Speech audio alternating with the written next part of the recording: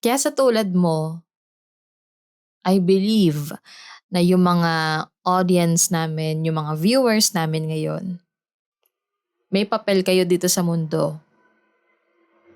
Siguro mahanap niyo yun sa passion niyo o sa mga bagay na hindi niyo inaasahan.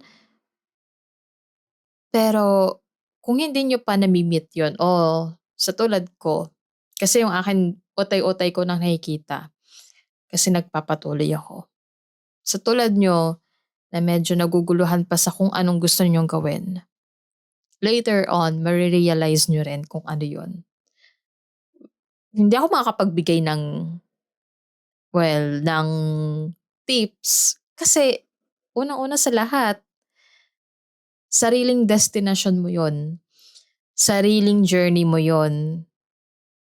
At nandito lang naman si Ate Rai para sumuporta sa inyo. Suportahan kayo sa mission na gusto niyong gawin.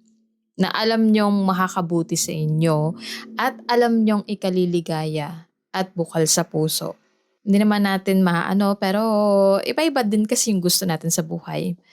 But still, if you think na nakakabuti ito para sa sarili niyo at sa kapwa, maganda ang magiging kinalabasan niyan. Magpatuloy ka lang kahit na napakahirap ng proseso ng pagdaraanan mo. Kahit nagsisimula ka lang, magpatuloy ka lang. Huwag kang hihinto.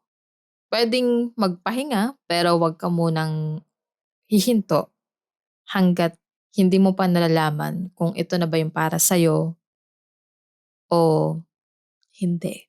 Kasi along the way, doon nyo lang din marirealize na kung para sa inyo ba talaga yung tinatahak nyo. O dapat na ba talaga kayong tumigil kasi sa tingin nyo, hindi sila yung para sa inyo. Ngayong bagong taon na, wag na natin aksayahin yung oras natin sa pagpapangarap sa mga pinapangarap natin. Wag natin hayaan na maiwan na lang yun sa panaginip. Gawin nating totoo.